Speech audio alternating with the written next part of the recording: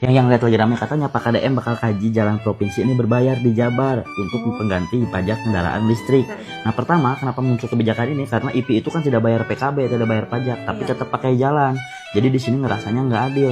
Motor dan mobil bensin pakai jalan dia bayar PKB, sedangkan motor dan mobil listrik pakai jalan tapi tidak bayar PKB. Padahal kalau kita lihat rumus PKB itu kan NJKB dikali bobot dikali tarif. Nah bobot ini itu kan artinya kerusakan jalan. Dan di sisi lain lihat EV ini sekarang makin meningkat. 2022 ke 3 ribuan, 2023 udah 13 ribu, 2024 36 ribu, sekarang 2025 udah di 60 ribuan.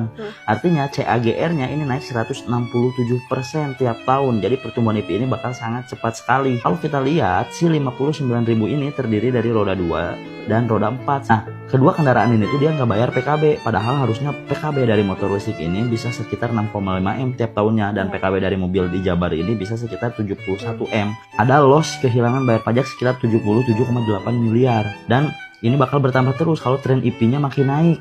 Sekarang 2025 kan baru di 60 ribuan, tapi kalau ini dilanjutin misalnya dengan CAGR yang sama di 2030 tuh udah hampir 274 ribu, sehingga jangka panjang ini bakal mengakibatkan tidak adil nih. Sama pakai jalan tapi yang bayar pajak cuman yang bayar bensin doang. Nah sehingga Pak KDM ini membuat aturan gak usah bayar PKB semuanya, tapi dialihkan jadi bayar jalan aja, dan dimulai ketika kualitas jalan di Jabar ini sudah setara dengan tol. Sehingga di sini lebih adil karena yang bayar pajak yang pakai jalan aja. Terus yang kedua, jika PKB dihapus, sebenarnya berapa sih tarif jalan yang berbayarnya? Nah penentuan tarif ini penting sekali karena yang pertama masyarakat jadinya tidak terbebani, dan yang kedua pendapatan pemerintah juga jadinya tidak turun. Kalau kita pengen sama aja kayak PKB yang kemarin 6,2 triliun, berarti dalam sehari itu harus sekitar 17 miliar.